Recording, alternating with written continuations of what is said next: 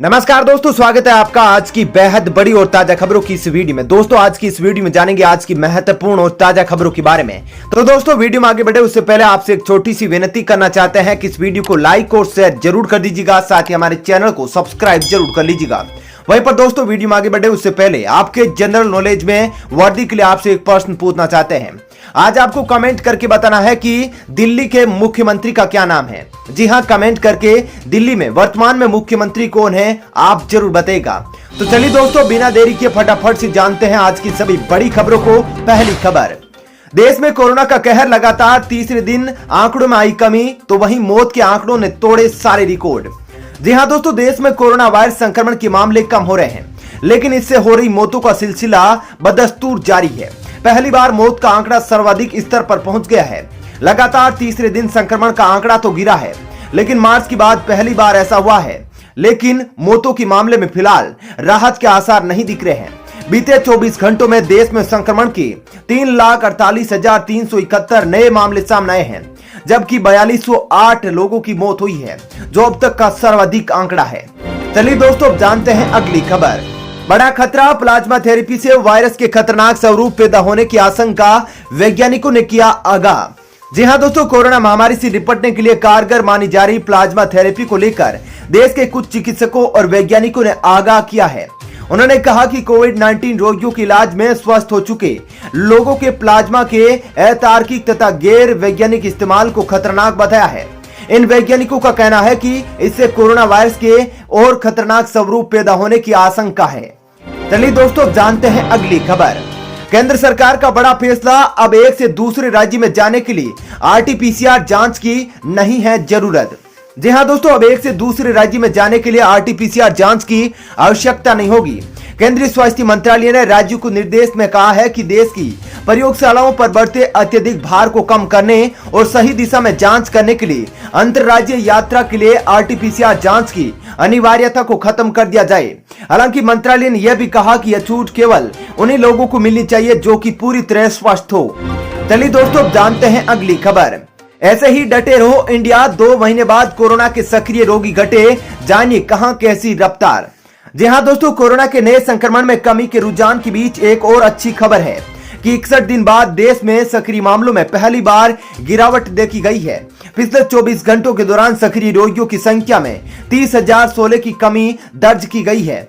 महाराष्ट्र समेत देश में 15 राज्यों व केंद्र शासित प्रदेशों में सक्रिय कोरोना रोगी घटे हैं। वहीं पर स्वास्थ्य मंत्रालय द्वारा मंगलवार को जारी आंकड़ों के अनुसार देश में सक्रिय कोरोना रोगियों की संख्या 37,15,221 है, जो संक्रमण की कुल मामलों का 16.16% है। चलिए दोस्तों जानते हैं अगली खबर। राजस्थान में कोविड-19 रोगियों को भर्ती करने से मना नहीं कर सकते हैं अस्पताल, फ्री में मिलेगी एम्बुलेंस सेवा। जी हां दोस्तों, राजस्थान सरकार ने कहा कि राज्य में कोरोना संक्रमित मरीजों को भर्ती, रेफर या छुट्टी मिलने पर निःशुल्क एम्बुलेंस सुविधा उपलब्ध करवाई जाएगी। साथ ही जिस मरीज को भर्ती करने की जरूरत होगी उसे कोई भी अस्पताल किसी भी स्थिति में भर्ती करने से मना नहीं कर सकता है। मुख्यमंत्री अशोक गहलोत के निर्देश पर राज्य के चिकित्सा एवं स्वास्थ्य विभाग ने पूरे राज्य में कोरोना महामारी से संबंधित समस्याओं और परिवेदनाओं को एक ही टेलीफोन नंबर पर प्राप्त कर उनके समयबद्ध त्वरित निस्तारण और रोगियों को आवश्यक सलाह तथा दवा आदि उपलब्ध कराने के आदेश जारी किए हैं। चलिए दोस्तों जानते हैं अगली खबर। अमेरिकी एयरपोर्ट पर खुला भारतीय यात्री का सूटकेस तो चौंक गए अधिकारी, अंदर से निकला कुछ ऐसा। जी हां दोस्तों, अमेरिका के सीमा शुल्क एवं सीमा सुरक्षा अधिकारियों को वाशिंगटन डीसी के उपनगर में अंतर्राष्ट्रीय हवाई अड्डे पर बाहर से लौटे एक यात्री के सामान से उपले बरामद हुए हैं। भारतीय यात्री जिस बैग में उपले लाया था उसे हवाई अड्डे पर ही छोड़ गया था। अधिकारियों ने बताया कि अमेरिका में उपलों पर प्रतिबंध है, क्योंकि ऐसा माना जाता है कि इससे अत्यधिक संक्रामक मुंहपका खुरपका रोग हो सकता है। अमेरिकी सीमा शुल्क एवं सीमा सुरक्षा ने बताया कि इन्हें नष्ट कर दिया गया है। चलिए दोस्तों जानते हैं अगली खबर। खुशखबरी, अक्षय तृतीया के दिन किसानों के खाते में आएंगे 2,000 रुपए। इसी दिन पीएम मोदी करेंगे बातचीत। जी हां दोस्तों, देश भर में करोड़ों किसान जो प्रधानमंत्री किसान सम्मान निधि के 8वीं किस्त का इंतजार कर रहे हैं, उनके लिए बड़ी खुशखबरी है। प्रधानमंत्री नरेंद्र मोदी आगामी 14 मई यानी कि अक्षय तृतीया के दिन पीएम किसान योजना के तहत किसानों को अगली किस्त जारी करेंगे।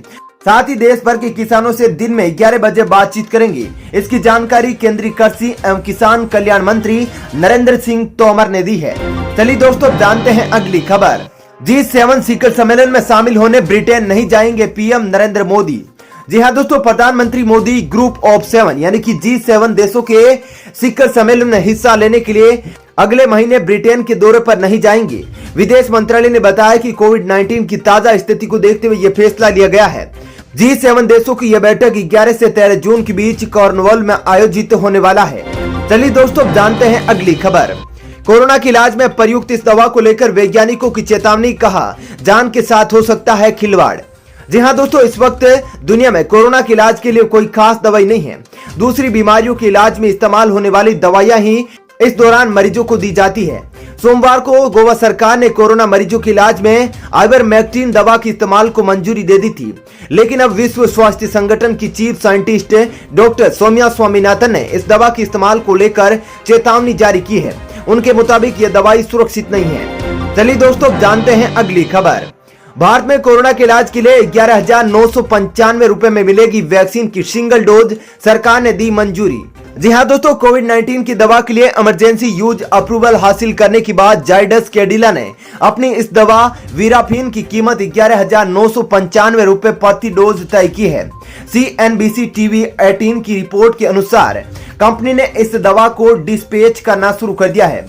गौरतलब है कि वीराफिन कोविड-19 मरीजों के लिए एक सिंगल डोज दवा है। इसको drug controller general of India ने 23 अप्रैल को इमरजेंसी यूज की मंजूरी दे दी है। जाइडस कैडिला का दावा है कि यह दवा कोविड-19 मरीजों के ऑक्सीजन सपोर्ट जरूरत को कम करता है। चलिए दोस्तों जानते हैं अगली खबर। कोरोना की मुश्किल घड़ी में अनाथ हुए बच्चों की स्कूल फीस होगी माफ, लिया गया बड़ा फैसला। जी हाँ दोस्तों, कोरोना संक्रमण की वजह से कई लोगों की मौत हो गई है। किसी ने अपनों को खोया है तो किसी ने सपनों को। लेकिन इस मुश्किल घड़ी में ऐसे बच्चे जिनके सर से कोरोना ने माँ बाप को छीन लिया, उन बच्चों का फीस माफ करने का फैसला छत्तीसगढ़ प्राइवेट स्कूल मैनेजमेंट ने किया है। संक्रमण के इस दौर में कई लोग ऐसे हैं जिनके सिर से पिता या माता का साया छीन गया है, और कुछ ऐसे भी लोग हैं जिन्होंने परिवार के ऐसे सदस्यों को खो दिया है जिनकी कमाई से पूरे परिवार का खर्चा चलता था। इसलिए वहां के मैनेजमेंट ने यह फैसला लिया है। चलिए दोस्तों जानते हैं अगली खबर। देश में मौसम ने बदला मिजाज, मौसम विभाग का अलर्ट, अगले कुछ घंटों में देश में हो सकती है भारी बारिश। जी हाँ दोस्तों, कोरोना वायरस संक्रमण के बीच मौसम भी तेजी से करवट बदल रहा है। राष्ट्रीय राजधानी दिल्ली में लोगों को ठंडी हवा चलने से गर्मी से निजात मिली है। वहीं दिल्ली में 12, 13 और 14 मई को बादलों की गरज के साथ बारिश की संभावना है। उत्तर प्रदेश, हरियाणा समेत देश के कई राज्यों में हल्की से मध्यम बारिश होने की संभावना जताई गई है। उधर पहाड़ी इलाकों में बारिश और बर्फबारी देखने को मिल रही है। भारतीय मौसम विभाग के अनुसार केरल, तटीय कर्नाटक, पश्चिमी बंगाल के कुछ हिस्सों, सिक्किम, तटीय ओडिशा और अंडमान और निकोबार द्वीप समूह के कुछ हिस्सों में हल्की से मध्यम बारिश के साथ 1-2 स्थानों पर तेज बारिश और बारिश की बौछारें पड़ने की संभावना है। इसके साथ ही जम्मू कश्मीर, गिलगिट बाल्टिस्तान, मुजफ्फराबाद, लद्दाख, हिमाचल प्रदेश, उत्तराखंड, छत्तीसगढ़, बिहार के कुछ हिस्सों, झारखंड के कुछ हिस्सों सहित मध्य महाराष्ट्र, तेलंगाना और उत्तर प्रदेश के कुछ हिस्सों में हल्की से मध्यम बारिश हो सकती है। चलिए दोस्तों जानते हैं अगली खबर। AB और B ब्लड ग्रुप वाले लोगों में कोरोना संक्रमण का ज्यादा खतरा, CSIR रिपोर्ट में खुलासा। जी हाँ दोस्तों, council of scientific and industrial research ने एक रिसर्च पेपर प्रकाशित किया है जिसमें बताया गया है कि AB और B ब्लड ग्रुप वाले लोगों को अन्य ब्लड ग्रुप की तुलना में कोरोना से संक्रमित होने का खतरा ज्यादा है। वहीं उन्होंने बताया कि O ब्लड ग्रुप वाले लोगों को कोरोना से संक्रमित होने का खतरा कम है। वहीं अगर इनमें से किसी को कोरोना हो भी जाए तो उसके लक्षण काफी हल्के रहते हैं। CSIR रिपोर्ट के मुताबिक नॉनवेज खाने वाले लोगों के वेजिटेरियन लोगों की मुकाबले कोरोना से संक्रमित होने की संभावना ज्यादा है। ये सर्वे देश भर के 10,000 से ज्यादा लोगों पर किया गया था।